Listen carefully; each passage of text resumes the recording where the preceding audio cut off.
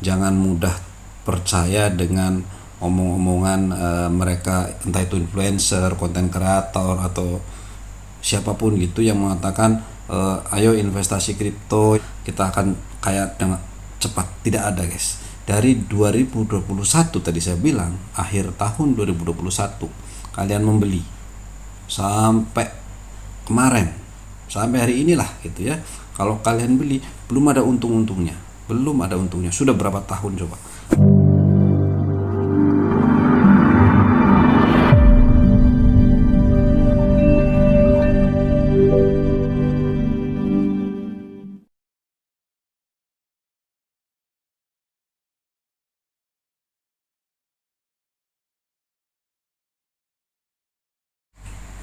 Halo, ketemu lagi dengan Crypto Bus Republic.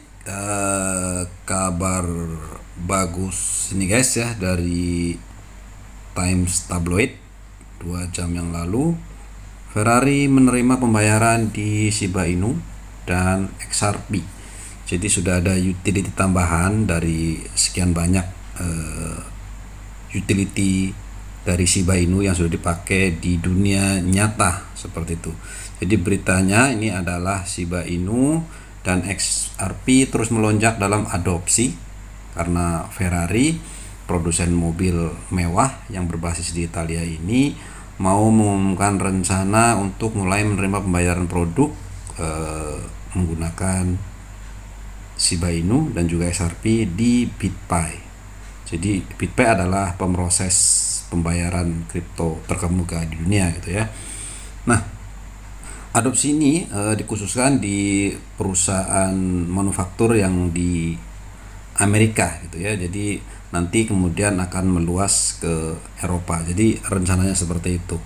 Nah, itu adalah perkembangan terbaru yang diumumkan oleh Enrico Gilera, kepala pemasaran komersial di perusahaan manufaktur mobil sport. Jadi menurut laporan tersebut, perkembangan ini baru menyusul permintaan dari banyak pelanggan. Jadi memang pelanggannya yang minta gitu ya.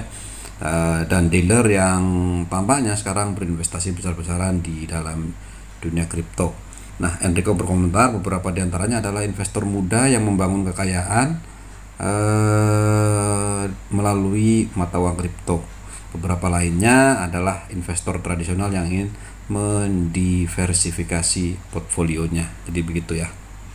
Nah, pertanyaannya kan bagaimana Ferrari berencana untuk menghindari volatilitas. Artinya seandainya kita bayar Ferrari dengan beli Ferrari dengan kripto, tiba-tiba dia jatuh, kan dia rugi. Semua orang juga tahu bahwa kripto itu memang bisa naik dan turun dengan cepat, tidak stabil lah seperti itu. Makanya itu sulitnya mata uang kripto ini diadopsi di dunia nyata, karena memang mata uang itu kan harus stabil. Artinya kalau kita beli menggunakan mata uang tersebut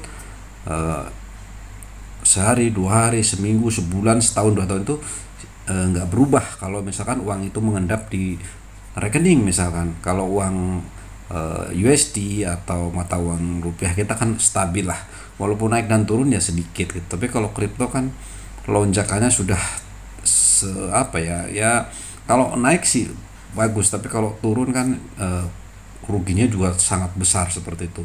Seandainya harga Ferrari 3, 4, 5 miliar, kalau turun beberapa persen aja kan sudah kehilangan keuntungan yang signifikan seperti itu. Makanya kripto itu termasuk suatu yang sulit kalau diaplikasikan ke dunia nyata, karena memang ketidakstabilannya itu.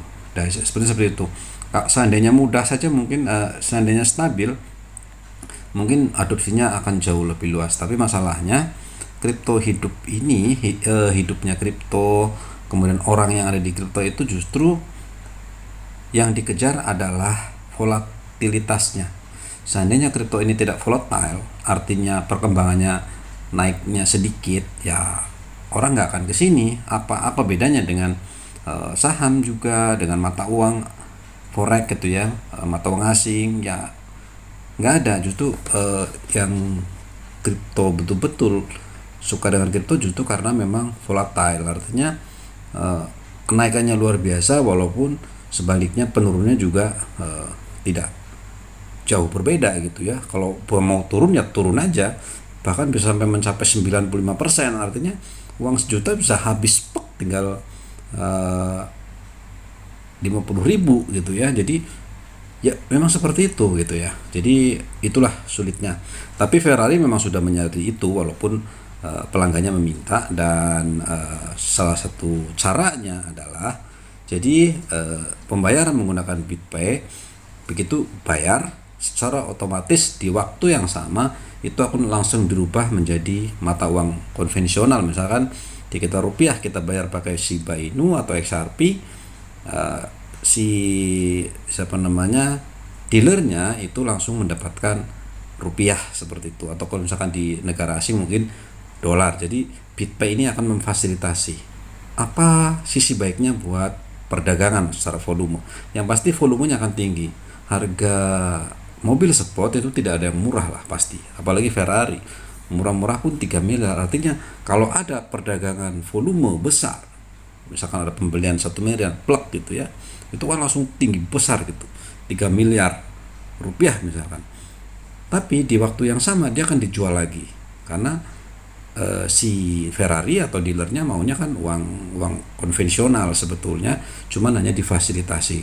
Jadi orang yang punya Shiba kita bisa beli pakai Shiba Inu, pakai XRP, pakai Bitcoin dan lain-lain. Kalau yang koin-koin itu sudah pasti mereka bisa, tapi untuk koin meme baru Shiba Inu yang akan diadopsikan untuk ke dealer-dealer Ferrari. Artinya cukup tinggi, jadi besar lah ya. Untuk ukuran 3 miliar rupiah ke atas itu kan besar, walaupun perdagangan di dalam 24 jam Shiba Inu jadi beberapa juta dalam waktu 24 jam. Jadi walaupun 3 miliar itu ya kecil gitu sebetulnya, tetapi kan kalau diadopsi seluruh Amerika dan Eropa misalkan, itu pasti akan ada adopsi lebih baik. Dan di masa depan secara fundamental akan jauh lebih baik untuk Shiba Inu. Nah, sebagai gambaran kita hari ini adalah harganya adalah nolnya masih 5.706, jadi 7.006 gitu. Itu untuk harga saat ini. Kalau di total kenaikan dari dulu pertama dia lahir sampai sekarang itu hampir 524.000% kenaikannya guys. Kalau belinya zaman dulu waktu awal lahir itu sudah berapa kali, sudah jadi miliarder lah seperti itu. Makanya kalau beli Ferrari dulu belinya waktu awal ya elah modal 1 juta 2 juta kali gitu ya. Makanya mereka pada minta ke situ untuk yang lama-lama, karena daripada dijual gitu ya dengan permintaan lebih baiknya buat beli barang dia seperti itu. Ini mereka yang investasi di awal-awal lah seperti itu. Kalau yang sekarang ya buat apa toh, kalau punya duit tinggal beli aja ke dealer, bayar pakai rupiah, beres itu. Oke, ini adalah market cap Shiba Inu sekarang ini 4 miliar dolar, 4,1 miliar dolar dengan volumenya 87 juta dalam 24 jam terakhir. Gila guys, 87 juta dolar. Itu berapa 100 miliar, coba kalian kalikan 15.000 saya daripada ngitung ya. Itu adalah untuk volume hariannya gitu ya untuk Shiba Inu. Memang luar biasa, walaupun sekarang itu sirkulasi suplainya masih 589 triliun. Sayang sekali ya, seandainya dia bisa menghilangkan sampai di bawah 100 triliun, luar biasa. Bisa mencapai 0,01 dengan cepat lah. Oke, itu adalah kabar hari ini ya untuk Shiba Inu, terutama buat para hodler Shiba Inu. Ini khusus hodler aja lah, artinya jangan kalian jual dulu walaupun kalian sedang rugi. Jadi siapapun kalian ya yang membeli dari mulai September 2021 pernah beli, berarti sekarang sudah mau akhir tahun 2023, 3 tahun itu kalian isinya cuma rugi aja. Jadi mau posisi dimanapun kalian berada, kalau didiamkan kemudian hari ini kalian sedang rugi, terlepas dari belinya di mana. Kalau di pucuk sini ya udah kalian udah rugi berapa puluh persen, hampir 95%, karena sekarang sudah mendekati level bottomnya di sini. Ini sudah betul-betul triple bottom, dan resiko terberatnya adalah seandainya dia menembus ke sini, artinya sudah ke bawah, lebih bawah dari ini. Itu yang resiko tingginya. Mudah-mudahan nanti ke depan Shiba itu tidak mencapai seperti itu ya, walaupun kemarin kita lihat di sini itu sudah mau triple bottom, artinya sudah 3 nih, 1 2 3. Jadi satu ketembus, yang ini nggak jadi nembus, yang sini ngenembus, walaupun akhirnya dia rebound kembali dan dia mulai turun lagi di sini ya, tapi tetap masih lebih tinggi dari yang bottom sebelumnya ya. Mudah-mudahan nanti beberapa bulan ke depan dia bisa rebound kembali, mungkin sampai halving lah, kita harap seperti itu. Halving diperkirakan pada mungkin April Mei seperti itu, dia sudah mulai rebound pelan-pelan. Waktu terbaik untuk membeli bagi kalian yang memang sudah in dengan kripto ya hari ini, sudah tidak ada jalan lain, artinya kalian sudah ada di bottom. Serugi-ruginya kalian nanti misalkan ini turun lagi, dia hanya akan sampai ke sini. Seturun-turunnya jauh lebih rendah dibanding kalian yang membeli kemarin-kemarin di sini. Itu ruginya sedang besar-besarnya. Tapi kalau di sini walaupun seandainya tiba-tiba dia jatuh kembali, dia masih bisa sideways di sini. Masih ada waktu sampai sekitar 6 bulan ke depan, dia seperti 6 sampai 8 bulan ke depan. Diharapkan dia sudah mulai bisa rebound kembali.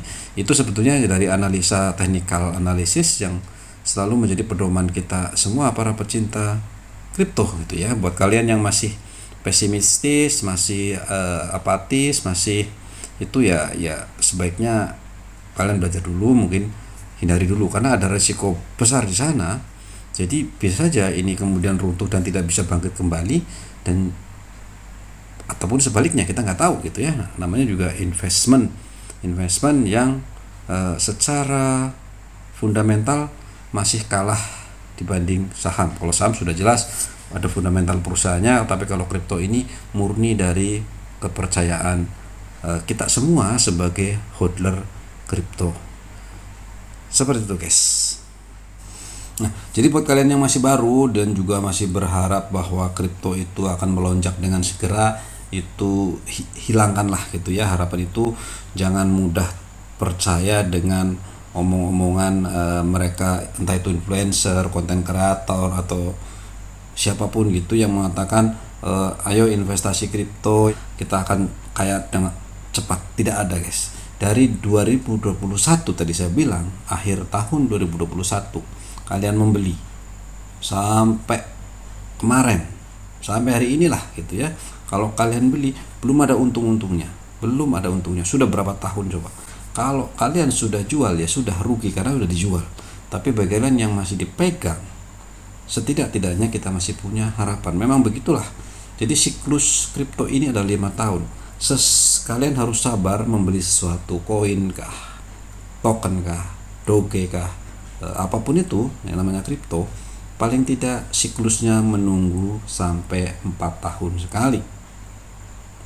Sejarah telah mencatatnya, telah membuktikan dari tahun 2012 sampai hari ini dia hanya akan rebound kembali setelah terjadi halving Bitcoin. Hampir sebagian besar kripto, walaupun jumlahnya 1,8 juta koin dan token yang pernah tercatat di crypto coin market cap ini, itu semuanya seperti itu.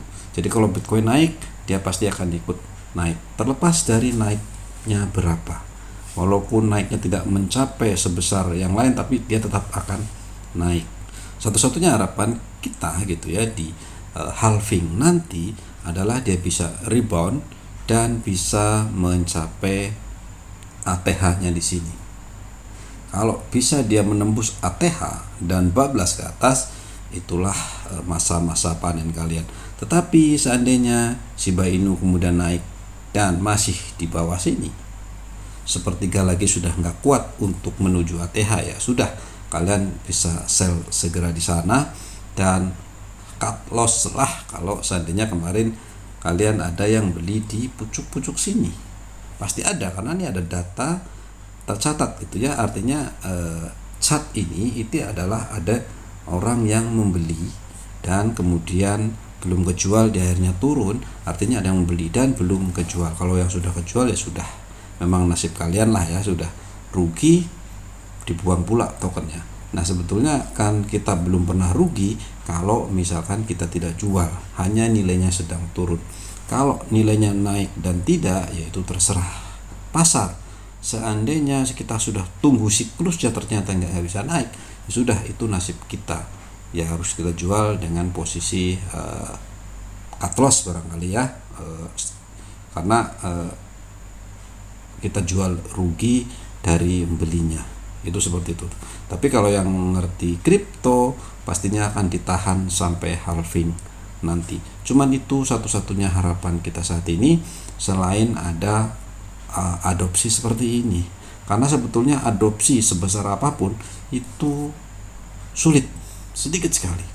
Jadi karena seperti bilang tadi, volumenya itu berjuta-juta dolar guys, 84 juta dolar. Yang ini volume dalam 24 jam itu 84 juta dolar. Itu luar biasa. Uang kita 1 juta itu kalau kita beli ya nggak kerasa gitu ya.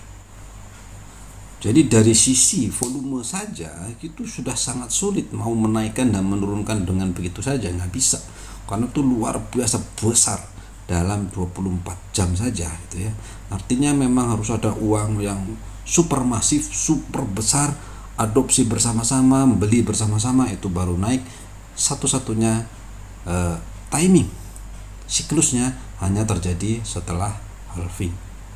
Itu ya, salah satu yang terdampak betul-betul halving adalah si Shiba Inu. Kalau kita melihat tahun lalu di sini di kira-kira bulan 10 tahun 2021, artinya itu terjadi setelah halving, 1 tahun setelah halving. Halvingnya adalah pada tahun 2020, halving Bitcoin, kemudian melonjak sampai top levelnya di akhir-akhir 2021.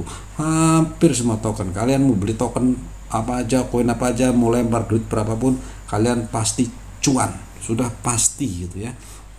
Sudah pasti setelah halving dari sini, kalau kalian beli sini kemudian dijual, mau dimanapun posisinya kalian cuan.